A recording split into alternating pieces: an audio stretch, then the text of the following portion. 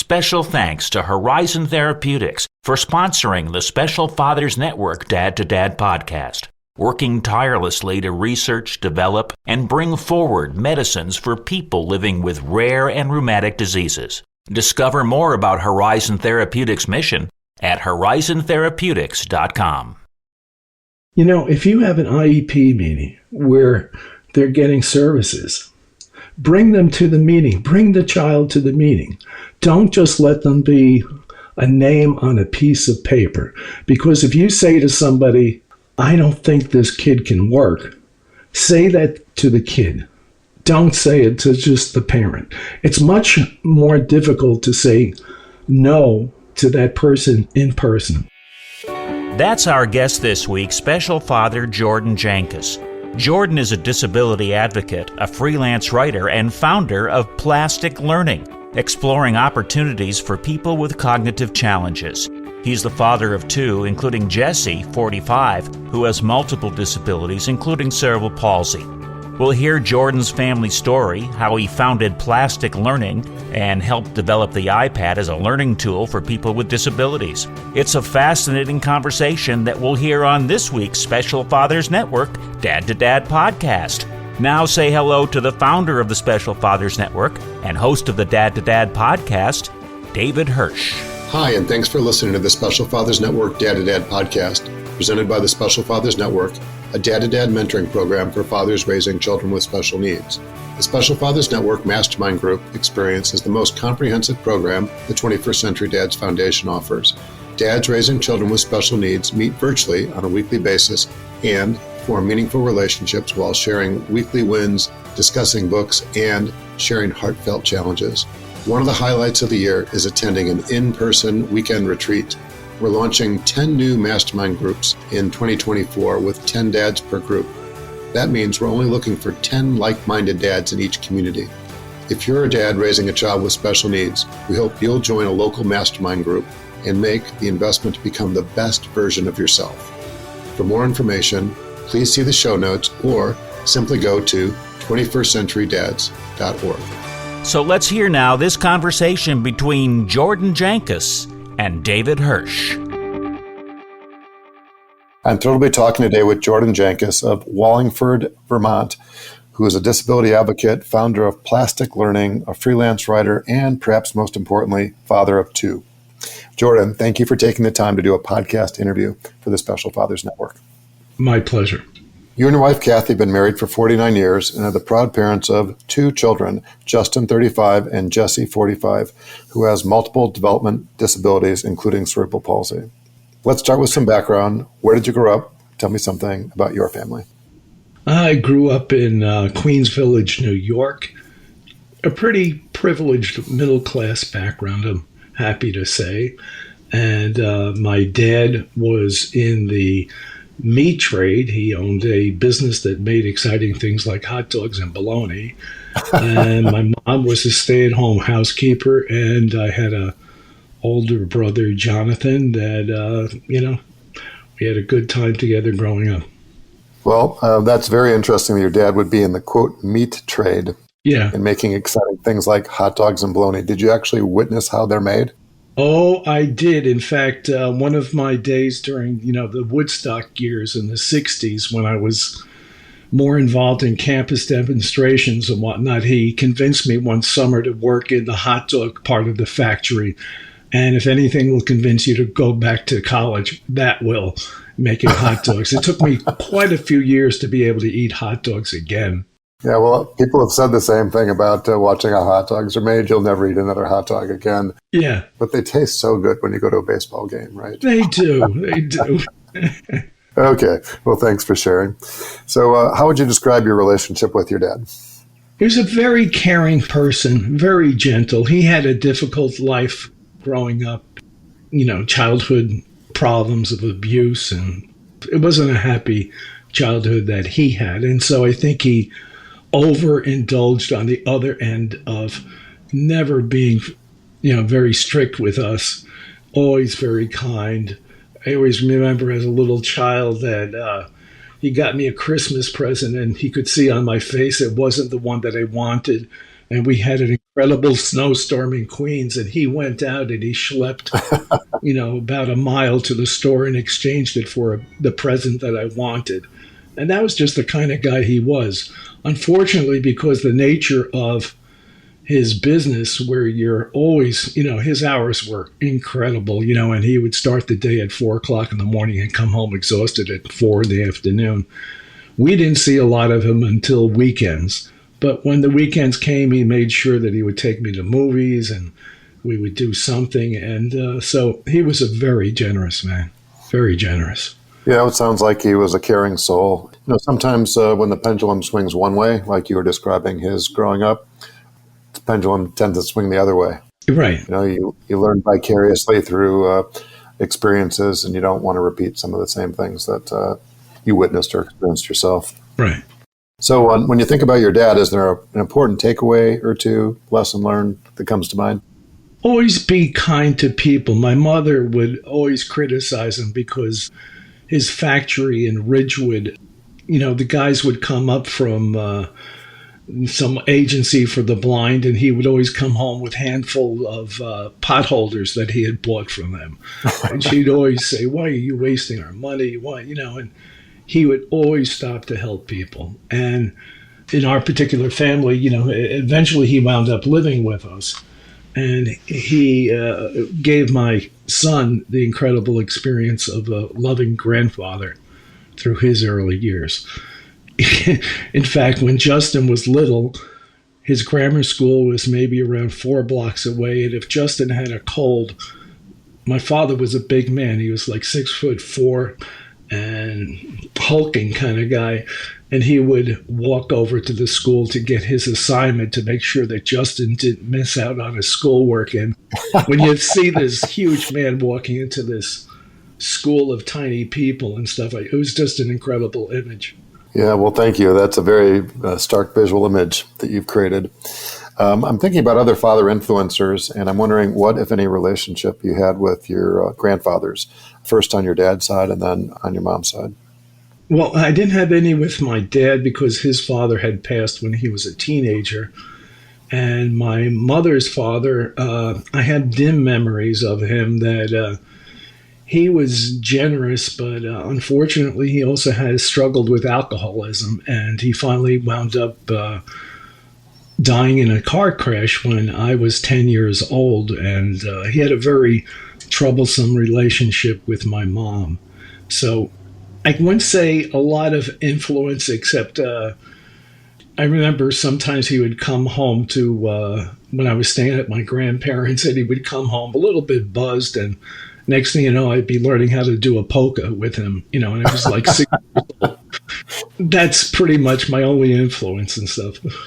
I'm thinking of other father figures. Any other men that played an influential role, positive adult male role models while you were young or perhaps as a young adult? Not so much as a young adult, but when I became an adult, we have good friends of ours.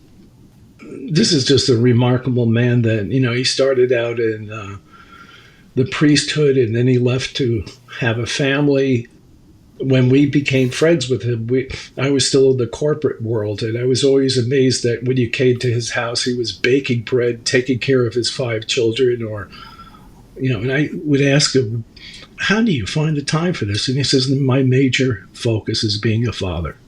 That's the most important thing to me. I work my life around that." And that was just a great lesson from a friend. Yeah, well, you'd like to think that everybody would have somebody like that in their lives that says, this is the most important thing in my life. Yeah. Prioritizing that, yeah. Wonderful thing about him, we lost touch over the years when we moved out of state from New York. And then my son got a letter addressed to him, and it was from this friend who still lived on Long Island. And he was just saying, let's get back together. And this only happened 2 years ago. And I guess we had been apart 20 years. So now we see each other, a couple of times a year. And it was just nice to reconnect and just say, "So how did it go?" Very interesting. So what's his name? Henry. Well, you're very fortunate to have somebody like Henry in your life. Yes, I am. Absolutely.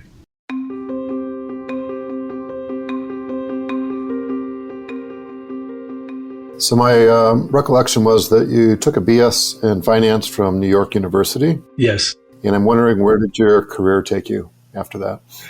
Well, as I mentioned before, that my college years initially were in the Woodstock generation. So I had many, many credits in English and also video. Not too much in anything that would result in a degree. So when I got married, I went to night school to finish my degree, and I got the finance degree. My first jobs were in what they call consumer finance, which was basically small loans to individuals. And I became, the last thing I would ever expect, I became a collector, knocking on doors and trying to get that $5 from somebody. And that got pretty old pretty fast. And then through a friend of the family, they introduced me to the corporate world of lending.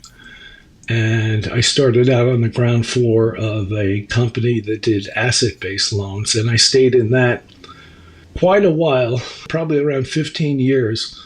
And that grew into the go-go days of leverage buyouts in the 80s and mergers and acquisitions, going around the country. I wouldn't say that any of this work, though it was fascinating.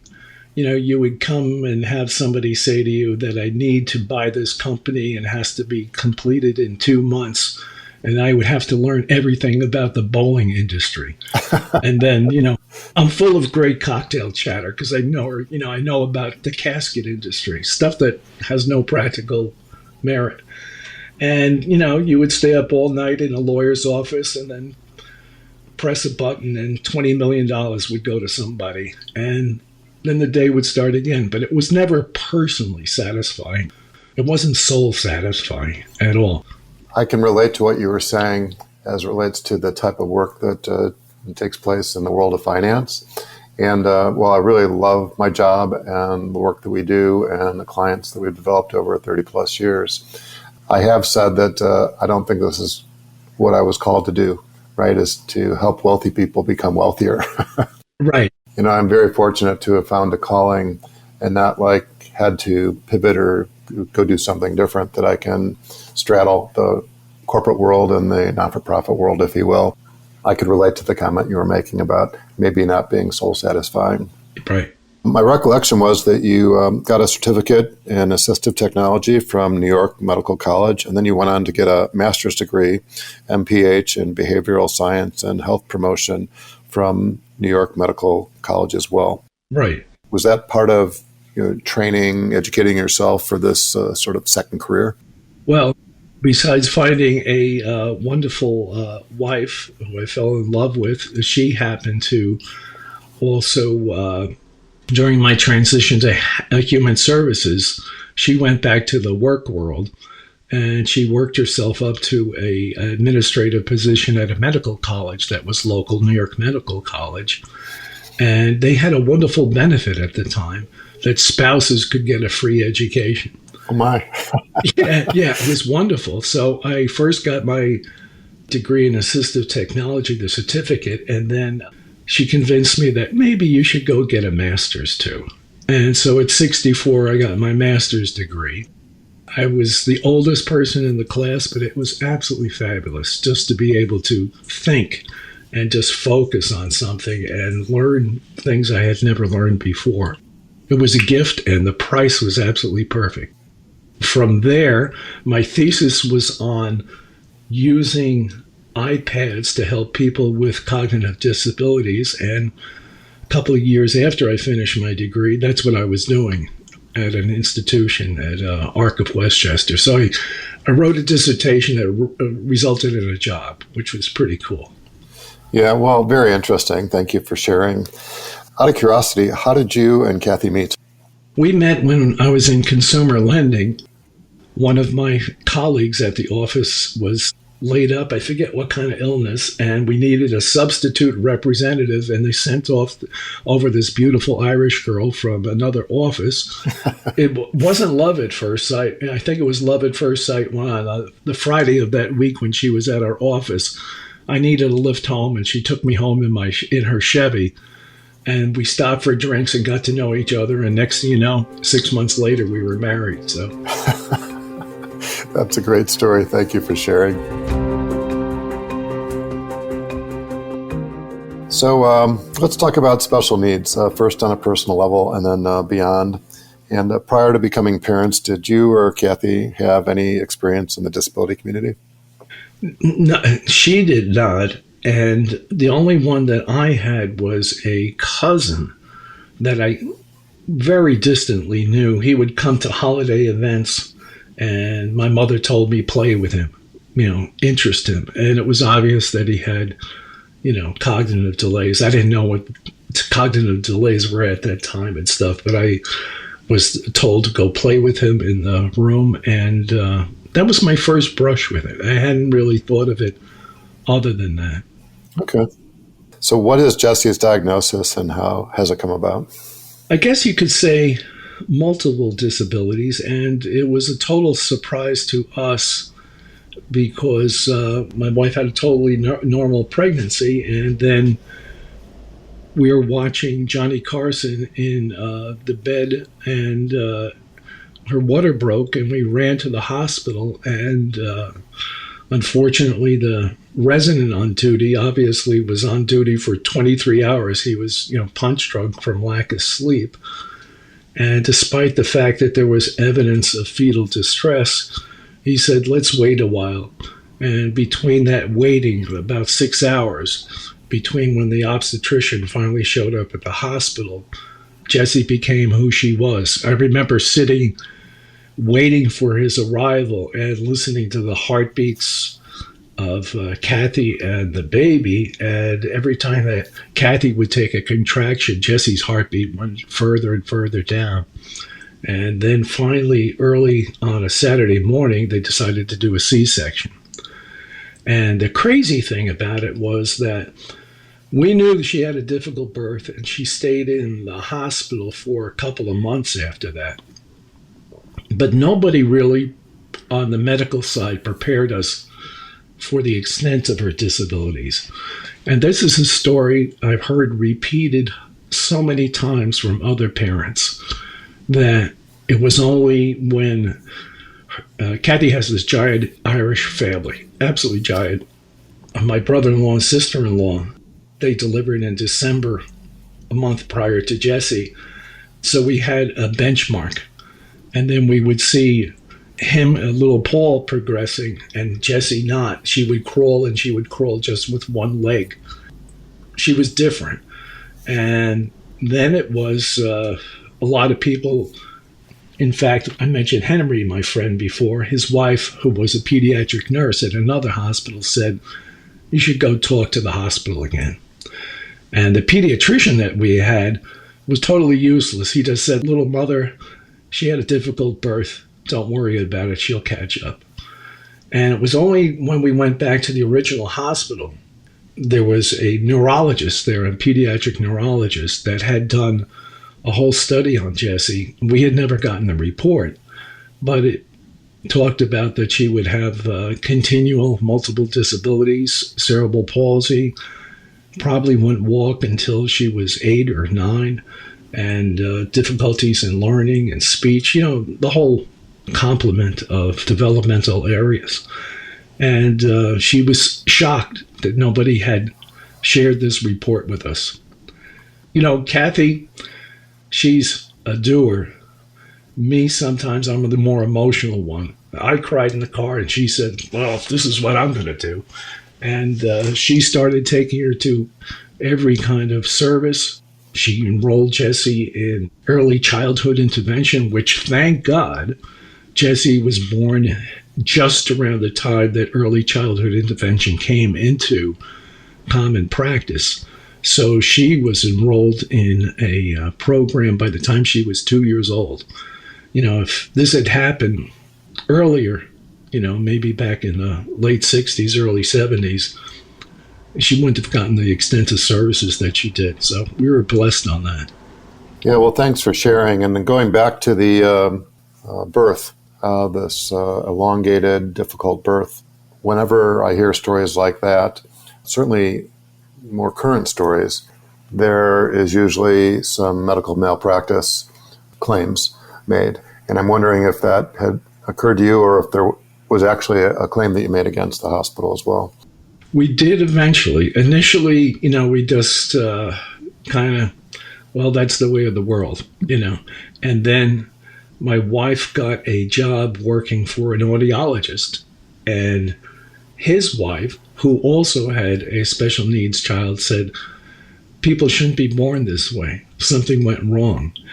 So we started the process. We engaged a law firm on Long Island that had the unique combination of a lawyer who was also a pediatric neurologist.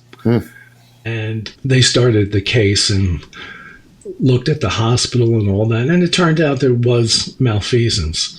And it was a long process of actually getting the settlement. It took almost 5 years. But because of the settlement, Jessie had a very nice life, as far as the extent of services. We were able to have live-in help for quite a few years when she was growing up. Anything that she wanted, she could have. And we were blessed with it. We didn't expect it at the beginning, but it was only the persuasion. Again, these friend networks that come and say, hey, wake up. This is what you should be doing. And without that, we would have just gone through a lot more struggles than we did. Yeah, well, thank God that there was some financial relief. It's hard to imagine what life might have been without that. You do emphasize a really important point that, we benefit from being in community with others, right? And it's hard to imagine exactly what the benefit will be, but when you're open and transparent about your situation and you're connected to others, you're going to be closer to finding the best resources for your child or for your family. And that certainly is what I heard you say. Yeah. If I could just mention one thing on that, we've learned so much from other parents. And sometimes it's frustrating being in parent groups because developmental disabilities are so varied, so different from child to child. We would go to meetings where, I would complain about Jessie's walking ability and somebody else was talking about the difficulty of feeding tubes with their child. So you're trying to find commonality, and it's very hard. But the idea is that parents are talking, and this became the informal network, the foundation of where do I find a dentist that's going to do work on my child, even though she'll scream through the whole procedure. And that network is the one that everybody tapped into in Long Island and in Westchester when Jessie was growing up. We didn't have a lot in common except that, the traditional system didn't have answers. And so we provided each other those answers. Yeah, well, thanks for sharing. Very important. And not to focus on the negative, but what have been some of the bigger challenges that you've encountered as parents, either early on or, as Jessie has gotten to be older as well? I'd say the hardest thing that advocacy never stops. I happen to be 73 years old as we speak right now. And I just spent the last 2 months trying to get the appropriate walker for her that's the most stable while still giving her the ability to really maneuver around.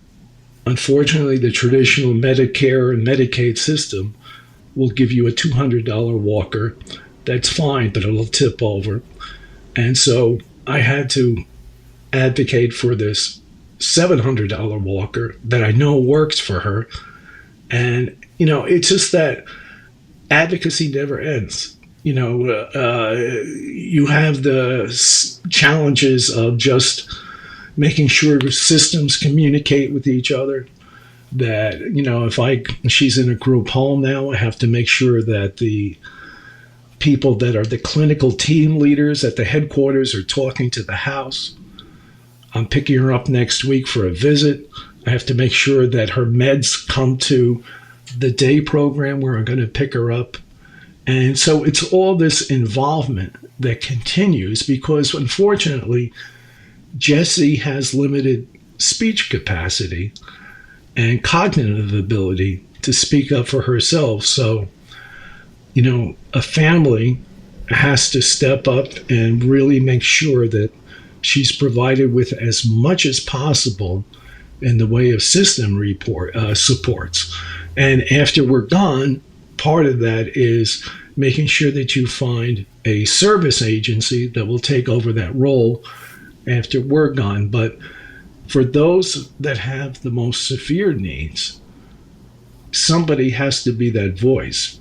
And that has been a constant challenge. If I go back to the days of when we moved from Long Island to Westchester County, which was a big change. If you go into McDonald's and you order a quarter pounder, no matter where you are, it's the same thing. If you go to different school districts, that doesn't hold this, even though it's within the same state. So our quarter pounder might have mayonnaise on it versus ketchup. So, we came from a great school system in Long Island, and then logistics just said we should move to Westchester. We moved there, and Jessie had a lot of services, and here's somebody that has difficulty walking. The more physical therapy she gets, the better. We go into a committee on special education meeting, and the first thing that we're told is, Mr. and Mrs. Jankus, thanks for coming to our school districts. Unfortunately, we can't provide physical therapy because we don't see how it's educationally relevant. My head blew. My wife, held me back so I didn't jump at the chairman of the committee. And, what it was, you found out that the system, number one, it's cost that drives it. It's money. And that you have to understand, not in an adversarial way, but you have to understand how the system works. It works on funding. And there are just so many people that will say, okay, and there are those other ones that say no, and you have to try and balance that. And so, I wrote a letter saying, well, can you please explain to me how basketball is educationally relevant for the able-bodied population? And next thing you know, Jessie got physical therapy because there was no grounds anywhere in any rule book that said she shouldn't get PT. They were just trying to save some money. And so rather than castigate them and say that they're terrible human beings, I learned the best thing is to be on the CSE committee as a parent volunteer so that I could help other parents, but also they would look at me and know Jessica and make that connection. And that we would always have Jessie front and center in their mind. And that's what you have to do, that basic advocacy. And even, I've always encouraged other families, if you have an IEP meeting where they're getting services, bring them to the meeting, bring the child to the meeting. Don't just let them be a name on a piece of paper. Because if you say to somebody, I don't think this kid can work, say that to the kid. Don't say it to just the parent. It's much more difficult to say no to that person in person. This is a human being with potential. We don't know how much potential, but don't relegate them to your terms, your budgets, and your caprices of judgment. Make sure that they're physically there. And then they say, well, but my kid doesn't talk. They talk by just being there. So again, it's advocacy, advocacy, advocacy. Yeah, well, thank you for the emphasis. I think what I heard you say is that advocacy is just like being a parent. You're a parent 24/7, right? You're always going to be a parent. And in this case, you need to be a little bit more intentional about speaking out for your child, particularly if your child isn't verbal or doesn't have the cognitive ability to speak for themselves. And I think the most important thing I heard you say is the presence of your child at an IEP meeting, which I don't think is common practice. And I think it's brilliant because I think it holds the whole group more accountable to what's in the best welfare of the child, and not just talking about them institutionally, if you will. So anyway, brilliant. Thank you for sharing. Can I add one thing, too? Sure. When Jessie left school to join the adult world, and she joined what they had at that time was a sheltered workshop. In our particular area of Westchester County, we didn't have mail delivery. We had to go to this little post office box in our tiny town. So during Jessie's first review meeting at this sheltered workshop program, the social worker, we're all gathered around the table. Jessie's there. Everybody's there to talk about Jessie. And she begins reading from her life plan. And she says, Jessica Jankus lives at Post Office Box 374 in Crampon, New York. I said, stop. She's left there. She found it too confining and too dark. And I was trying to just make the point. She doesn't live in a post office box. She lives with her parents, and she has a full and active life. See her as a human being, not just don't read about her on the paper. Yeah, I love it. Thank you. So I'm sort of curious to know what impact these challenges have had on Justin, Jessie's younger brother, your marriage, or your extended family, for that matter. I think everybody has a contingency plan in the back of their head every day for what's going to happen. And Justin, it took its toll on him as a little boy because Jessie had so many toys and everything because of her funds. And he would try and go into her room, and there's quite a few years that separates them. You know, they're 9 years difference in age. And so when he was a little guy and he wanted to go into her room, she would just throw him out. And I'd say, you can't hit her, you can't get angry, because she doesn't know that, she doesn't understand it. And then when he was in his middle school years, he was, so frustrated because his friends' sisters could drive their brothers to the mall. And my sister, who's older than me, can't drive me anywhere. And then you'd have to sit down and say, hey, Anyway, he has become probably one of the most compassionate, caring people I've ever seen in my life. At one point, I had hoped that he would go into human services, but I think he had enough of it. He did a couple of summer camps for special needs children, and all the teachers said, he's fantastic, he's great. But I think he had enough of it.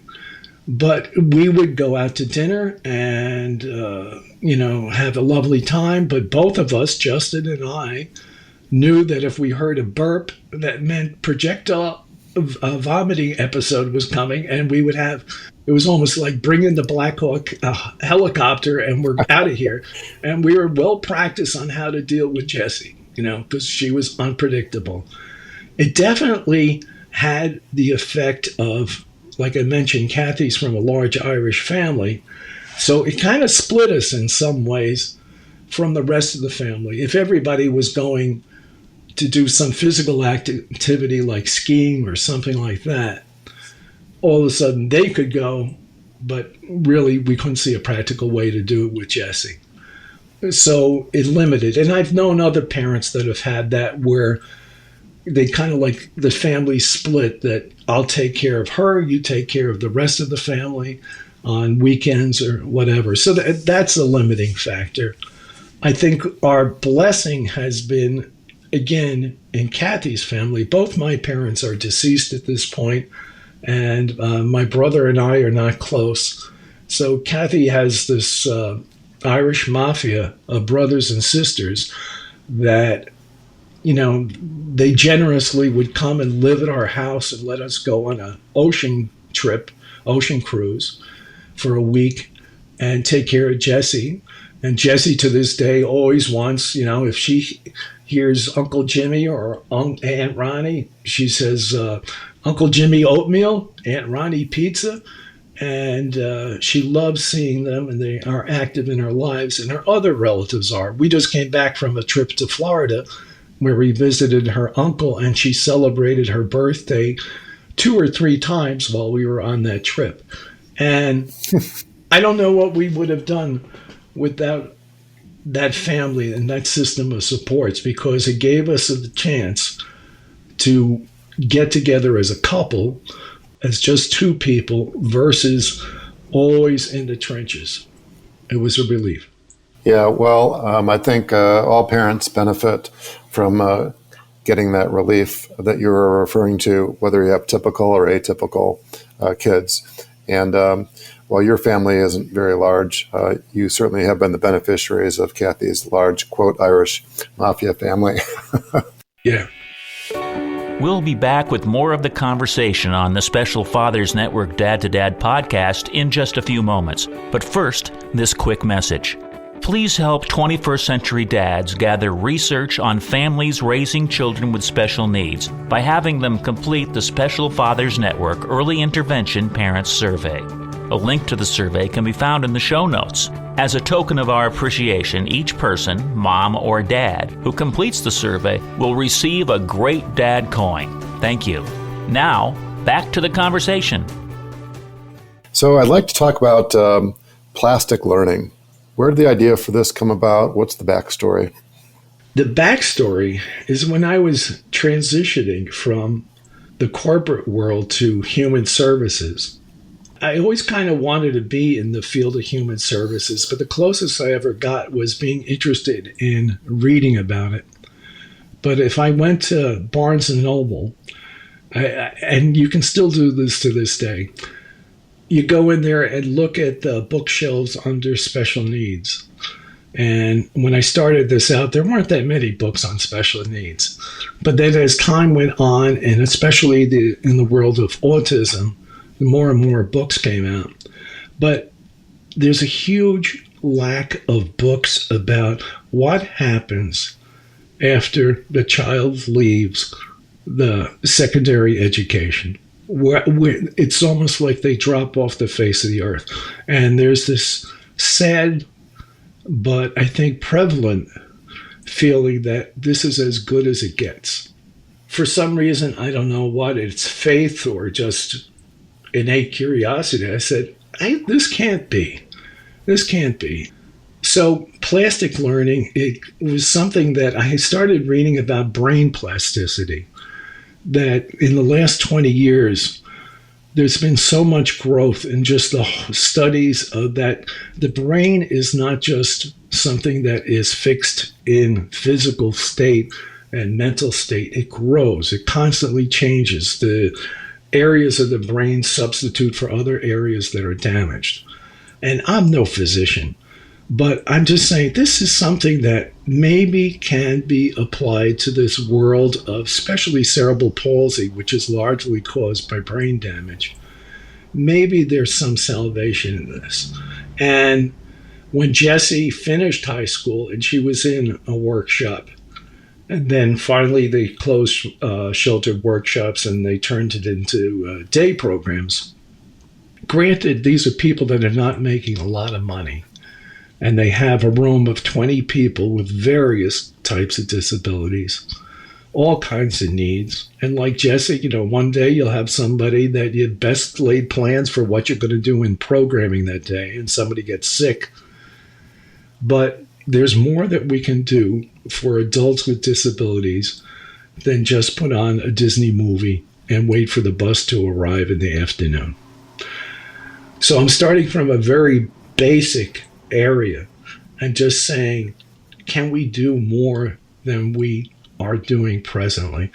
And this is a kind of radical idea in the system because there's a lot of focus on, and rightly so, that there's people that should have jobs, that are capable of jobs. You had featured that one gentleman with Down syndrome that opened his restaurant, the guy with the hugs.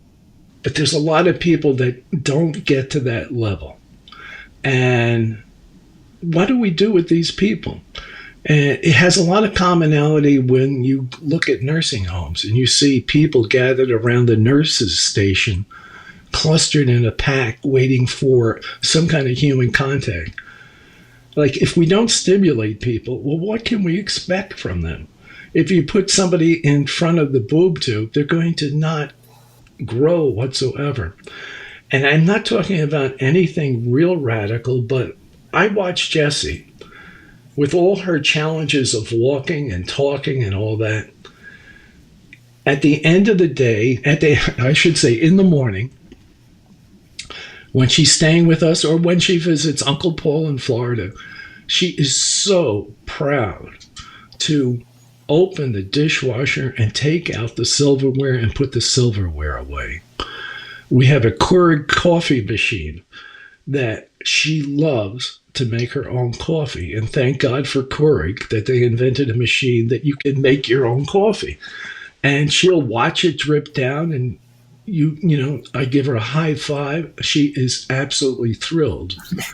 And one morning, when she visits us here, we always have to be attentive to what she's doing and make sure she's safe. But one morning I overslept, and I went into the living room kitchen area, and she had gotten up before us. And my wife has a routine of opening the shades throughout the house. We have a lot of windows that let in lovely Vermont sunlight. She had gone around this whole room, and you're talking about a room that's 40, 50 feet long, opened up all the shades in her walker. And when she couldn't get it to her in her walker, she would just cruise from chair to chair. And I looked and I said, this is amazing. And she just did this last year. And so at 44, she learned to do an extraordinarily complicated task. And in the care system, people would have said, she can't do this because it's too dangerous. Well, maybe if somebody was watching, she could do this. Oh, she can't make her own coffee because it's too dangerous near the stove. Well, get a Keurig coffee machine. Give people opportunities and really just try and say, can you do more than you are doing? And long-term effect, I think it can help. I'm not a scientist. I'm not a neurologist, but boy, there's so much more that we can do. So I'm saying through plastic learning, I'm trying to find simple apps that will be able to help people live a richer life. Think about things that we can do with them that's more interesting. One of the exercises is, thank God because of the web, go online and look at some of the pictures in a museum and just have a conversation with the guys in class. Is there sunlight in the picture? What are the colors in the picture? Are there people? What are the people doing? And just have a conversation. And at least, if all you get is ughs or ahs, there's great reception. There may not be reciprocity in speech, but there's a lot going on. And if you stimulate something, maybe things will improve, or at least the person will have more satisfaction in his life. Unfortunately, the focus is on this in the educational system. Get them ready for graduation, or in the case of special ed, get them through 21, hand them over to the adult system. If in the adult system, if you can work, great, we'll get them a job and we'll get them a job coach. But for all these other people that can't do those things, what do we do with them? There's no formal training or curriculum for any of them. And that is a waste of humanity. So one thing that Jessie uses that, thank God, and this is a great example of it, can she use a computer? It's hard for her to use a computer, but every day, as soon as she gets home from what she calls work, which is her day program, I get a phone call via FaceTime, or her aunt or uncle, or her uncles in Florida, or her uncle in Michigan, all these Irish mafia. If she can't get one person, she just keeps hitting the button, and she eventually will talk to somebody. And we say, how is your day? And it's always the same conversation. How many days will I see you? Will I be going to work tomorrow? How's the baby? And all that. And you just think to yourself, if she was by herself, not being able to contact her family, wouldn't that reduce the quality of her life? So there's just one app, one free app. I didn't pay anything for it except get an iPad. And she can manipulate this. Not very well. Sometimes I'm talking to her nose and I don't see the whole picture, but it's better than nothing. Yeah, well, I love it. I really admire your vision for this plastic learning, which has to do with brain plasticity, and the fact that we all benefit. Society benefits. The individuals benefit. When somebody is engaged. That's what I heard you saying. And there are systems in place, right? Traditional systems in place during the school years through age 22. And then for those that work, like you said, there's different opportunities, but there are a large segment of individuals that might not be able to hold down a traditional job or employment. And I think that it's really important to identify systems, right, that these individuals, these families can all benefit from. So from your lips to God's ears, I'm hoping that this plastic learning catches on and develops some momentum. And speaking of that, what role has spirituality played in your lives? Spirituality, I think we would be lost if we just thought that this was for nothing. I think it's made both of us much better human beings. My son, he's never going to be rich, but God, is he the best father in the world, most compassionate person, and his wife is a wonderful mother, and they value their children so completely that I just say, maybe some of that rubbed off from his parents. That's great. And from what he saw with Jessie, that has absolutely been a blessing. And now Jessie, when she visits, he's like father number 2. She listens to him more than to me. So, yeah, there's been a lot of good that's come from this. Yeah, well, God does play a really important role in our lives. And sometimes it's easier to acknowledge than others. I'll just leave it at that. Yeah. Why is it that you've agreed to be a mentor father as part of the Special Fathers Network? I think I can bring a lot to other fathers and men. I know. I tell you, I went when Jessie was young. We went to a fathers group. The mothers went upstairs, the fathers went downstairs, and men have a hard time talking about this stuff. Just emotions and all that. I'm not talking about finding the best physical therapist. I'm just saying, are you happy today about this, or do you just say this really sucks? And I've seen plenty of circumstances where it divides a marriage, where one of the partners in the marriage denies it happening. That kid, he'll grow out of it. Or, he's not as bad as he looks. And it becomes this point of friction instead of saying, let's unite about this issue that's right in front of us and try and find a solution. And nobody's to blame. Nobody's to blame. So I think I can be of service, just like I hope plastic learning can do something for other people. At 73, God knows how many more days I have ahead of me, but I wouldn't want to think that all these years have been for nothing, that I can share some of my wisdom at this point. Yeah, well, we're thrilled to have you. You are the deep end of the pond when it comes to experience, and I'm hoping that that you'll be able to connect with quite a few dads in the network. Is there anything else you'd like to say before we wrap up? I thank you for this opportunity, and just remember, everybody keeps learning, no matter who they are, and each day is a new opportunity to just keep moving, and nobody is static. Yep. So. Words of wisdom. Thank you. So let's give a special shout out to Faye Simon Herrick at Special Parent Magazine and SFN Dad podcast interviewee number 286 for helping connect us. 286, I'm impressed. If somebody wants to learn more about your work or to contact you, what's the best way to do that? Well, I'll give you a URL. Maybe you could share. It's you can go to. I have a Substack account, and on it is a plastic learning. So it's https://plastlearn.substack.com. So plastlearning.substack.com. Excellent. I'll be sure to include that in the show notes, so it'll make it as easy as possible for somebody to follow up with you. Great. Thanks.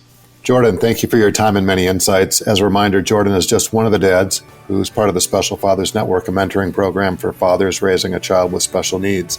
If you'd like to be a mentor father or are seeking advice from a mentor father with a similar situation to your own, please go to 21stCenturyDads.org. Thank you for listening to the latest episode of the Special Fathers Network Dad to Dad podcast. I hope you enjoyed the conversation as much as I did.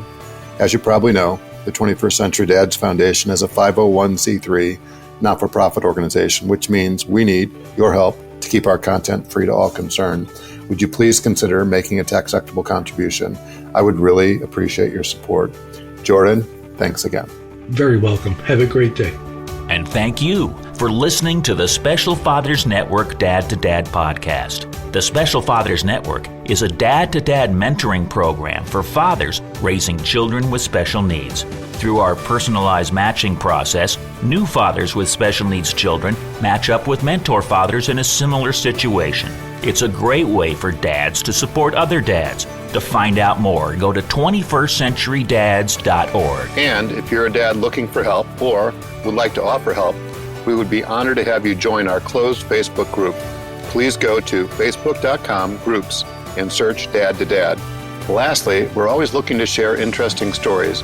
If you'd like to share your story or know of a compelling story, please send an email to david@21stCenturyDads.org. The Special Fathers Network Dad to Dad podcast was produced by me, Tom Couch. Thanks again to Horizon Therapeutics, who believe that science and compassion must work together to transform lives. That's why they work tirelessly to research, develop, and bring forward medicines for people living with rare and rheumatic diseases. Discover more about Horizon Therapeutics at horizontherapeutics.com.